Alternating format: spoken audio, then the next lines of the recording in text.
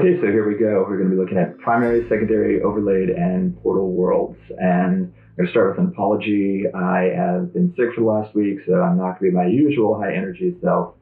Second, something's going on with my mic, and I haven't figured it out because I have not the technical acumen.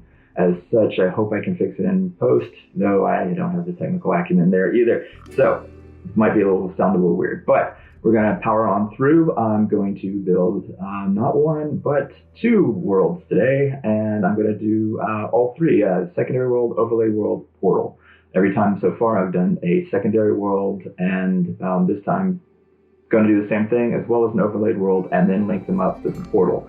Let's see how well that works. So we're going to go with our usual secondary world. Let's just grab two things since this is going to be a lot of extra today. It says zombies. I think we've done zombies before.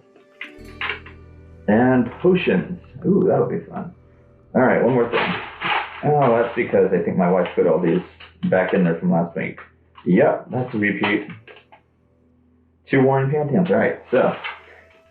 All right, vampires, zombies, and potions. That's what we're going for our secondary world.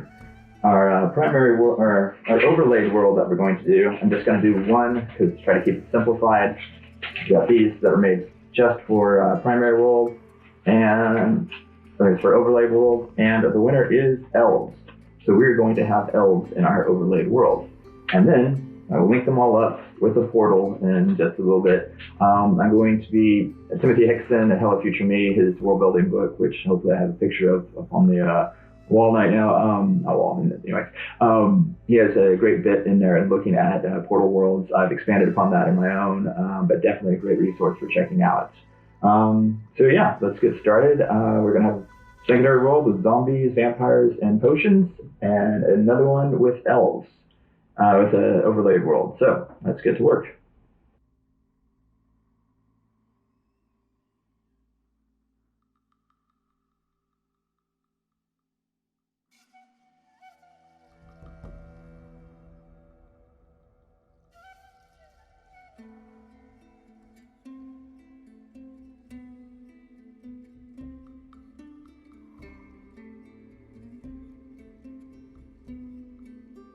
All right, we're about 15 minutes in, 10 minutes, somewhere around there. And we've done the antecedent, or the building up phase, which is looking at the antecedents. So I've got three that are kind of interesting. My secondary world is vamps, zombies, and potions. First two of those, vampires and zombies, fall under the metaphysical, since they are unnatural via biology. So we're going to kind of lump those together. I think potions is a type of magic. So, I'm going to interpret it as a form of magic. It's going to be my magic system.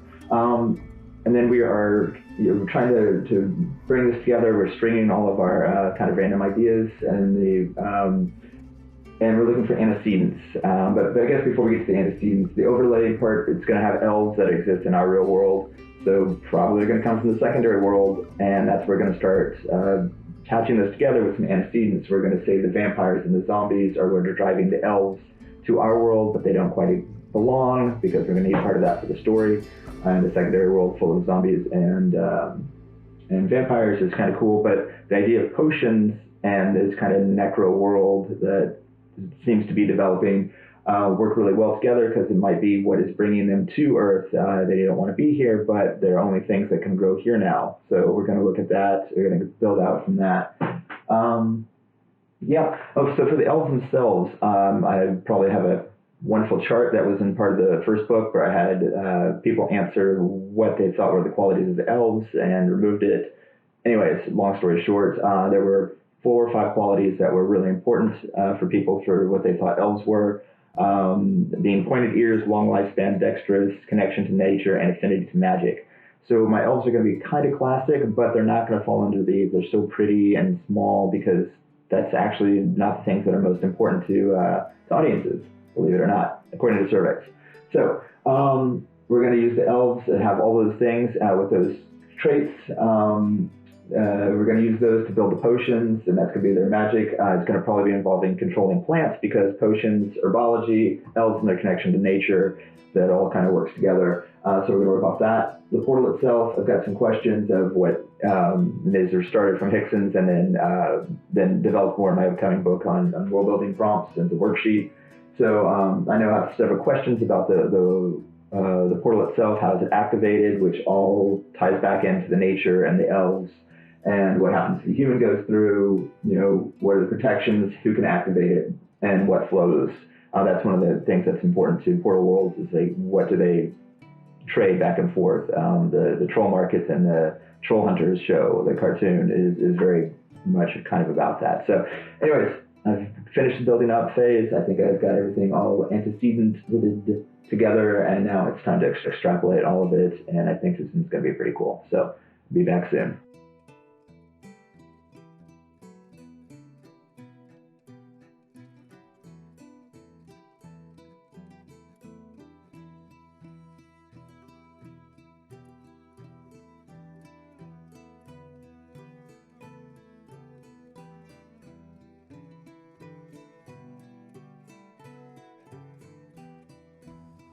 Hey, a couple days later, and as I'm editing it, I realized I didn't actually make an overlaid world. I took the elves and kind of folded them into the secondary world and then made a portal, and I think it worked out really well and worked well with the story, but it wasn't actually an overlaid world. So next week I'm going to do a part 2 where I take all those elements and then build them into an overlaid world. So stay tuned. Okay, I did not actually write down how long it, when I started, so I don't know how long it took, but it seems like a shorter one today. Anywho, I've finished the building out phase, done on my extrapolation, so let me introduce you to this hellish world that I'm it's the hellscape, with zombies and vampires, with potions and elves, all that strung together with a portal. So let's put that together. The secondary world in this, the story I'm going to call Elves in the City. I'm very proud of that one for some reason. It's perverse. So the background of this world is a secondary world. We're going to go with very classic. Used to be kind of connected to Earth, but elves decided, who lived on Earth, we're done. Humans are terrible. They left in the age of antiquity, moved to this other world. Let's see. There was high magic, just classic fantasy, but it's totally populated with elves just because I don't feel like doing anything else right now. And there were 2 types of magic: the high magic, which is your regular fantasy wizards and such, and then the low magic, which was potions, which is what were considered the common people did.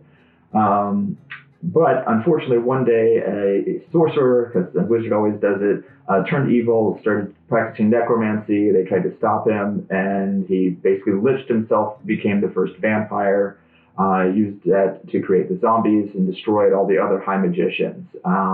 He doesn't trust anyone else. So his lieutenants are vampires like himself, and they're trying to slowly take over all of the secondary world. He is the only sorcerer, and they're using his zombie hordes, and they're the classic zombie. You bite, you get bitten, you're going to die from it, turn into a zombie. So the shock troops are growing and growing. He needs a stable supply of elves to keep alive, a certain number to keep him and his lieutenants alive. But anyone else, it doesn't really matter. But the low magic is not weak. They have potions, which they can, your usual healing and stuff, but they also can use it to attack the vampires and zombies. They make a potion that just melts them right there. So they're actually doing really well against the zombies and stuff. They can also use the potions to increase their own abilities. So, super strong elf or super fast, dexterous elf. Extra dexterous is hard to say. Anyways. So that's when Evil Wizard, I don't even have a name for him, so let's say Dark Lord, he's using the zombies and is doing a scorched earth policy. It says, if you're using these plants against me, I'm just going to destroy all the plants. One of the plants, though, is capable of, I should also say, terra de facto, this other world is just like Earth, same plants and everything like that. One of the herbs, though, can cure a zombie's bite. So if you are bitten, it is not a death sentence so long as you get that one herb. Alas, he's destroyed most of the herbs at this point. So again, the older elves, no one would consider going to Earth because they, it's such a terrible place, and they have, such bad memories of it and their ancestral. But they're long-lived because, as we learned, elves can. The classic elf is very long. Right after pointed ears, I think, long-lived. So they're very long-lived, and they will never go back to Earth. They would never consider it. Though there is a portal between it, and it's going to look like a circular tree or trees that have grown together. Probably do something with that oak, ash, and thorn because that's so intertwined with elves and that kind of thing. And it can be activated by someone who can commune with nature, e.g., the elves themselves, since that is one of their qualities that we saw on the chart. Might be up right now, I don't know. So also, but anyone with a connection of just nature can do that. Fortunately, our necromancer sorcerer cannot. It is not well known. Barely anyone, even the elves, barely even know about this thing anymore. Humans definitely don't. If an elf comes to Earth, these are some of the questions that from the new upcoming book about portals. One of the things, if someone goes through, an elf comes through, they lose a little of their connection to nature. Their power over the plants and communing isn't as strong. They're disoriented. But if a human goes to the other side, no change whatsoever. They breathe the same air, that kind of thing. So yeah, that's the beginning of our story. The other question of what flows between them regularly is going to be answered in the story. Our basic story, Elves in the City, which again still amuses me to no end. It's a coming of age story. I think I just seem to be doing a lot of young stories right now, but probably do a really hard, grim one, which you think I would have done with vampires and zombies, but that's not how it played out because the world affects the characters, which affects the story, et cetera, et cetera. So this coming of age story, think Stand By Me kind of thing, except, I don't know, not quite that way.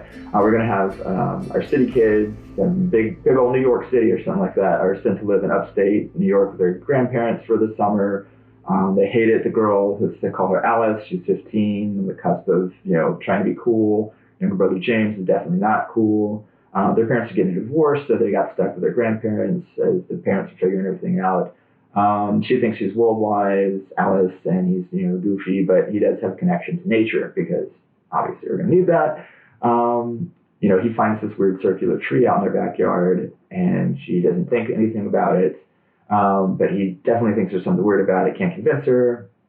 That night he sneaks out and sees it open, and an elf steps through, and it's obvious that it's an elf. They bump into each other. They see the pointed ears because that is the number one characteristic of an elf. And, they capture or whatever. And we're going to say that elves in this culture have to, once they give their word, they have to do something. And she's desperately seeking this herb that, he can do. And she promises that, she will come back the next night if they give her that herb and set her free. And they do because they can see her need. She goes through, let's call her Dala, or Dala or something. I don't know. It doesn't sound like a great elf name. So, anyways, Dala. Okay, let's go Dala. Anyways, she does actually come through the next day, and she brings with her her cousin Ellis. That's something about her, male and female. And it's, meet and greet. The kids think the elves are so cool. The elves are kind of haughty, but, the kids did save their lives. And so they make friends. First act is kind of done. And to the kids' surprise, the elves keep coming back every night, even though they live, they're elves. But they come through. So, the first act, the first part of the second act is all fun and games, dressing the elves up, showing them around town, elves out of place, that kind of thing, like covering their ears, close calls, so but you're playing on the irony of that we're showing elves from the secondary world, our primary world, and they're kind of amused by it. But the elves go home every night, and it's very kind of gothic about it, like, don't ever ask about, don't ever go to our world, I can't tell you about it, it would be wrong. So, as they're hanging out, Dala, whatever, becomes friends with Alice, and James starts learning how to do some of the coaxing the plants. They start showing him a little bit of the herbology at night, and he realizes he can coax the trees, like the circular tree that the elves go through every night. So at the midpoint, as all Gothic stories do, he opens the door, he goes through and finds this hellscape that I just described, full of zombies and vampires and this terrible war going on. His sister's got to come through too. She's trying to stop him. The elves, but anyways, James gets captured by vampires. They realize he's not an elf. Something's up, so they take him to the Dark Lord. Dark Lord, and then, he's captured. And now they can put her back, Alice back to the real world, but if she won't go, she needs to save her brother. So we now have a reverse Elves in the City where they're hiding who she is from her parents, from Dahl's parents, who of course is a princess or something, some high-ranking elf. And you get your info dump here of what's going on with the world. And so we could reverse it so that she's hiding out, pretending to be an elf as they try to hide her, yada yada yada, trying to figure out where the kid is. Meanwhile, the Dark Lord is breaking James down. Can take you back. We could either go White Queen, whatever it was, the Frost Queen from Narnia. She plays with the Dark Lord's plan with the kid, or just more brutal about it. But anyways, Alice is eventually caught. They're going to send her back. They don't care about the humans. Meanwhile, Dark Lord realizes that I can feed off of how many humans there are. I can feed for forever off of that. That's even better. I can be a god in both realms. So he eventually gets James in the Dark Knight right before the finale. He gets James to open the portal. He and some of his vampires go through. Let's not bring the zombies into it quite yet. Maybe the zombies. Maybe we have a zombie invasion.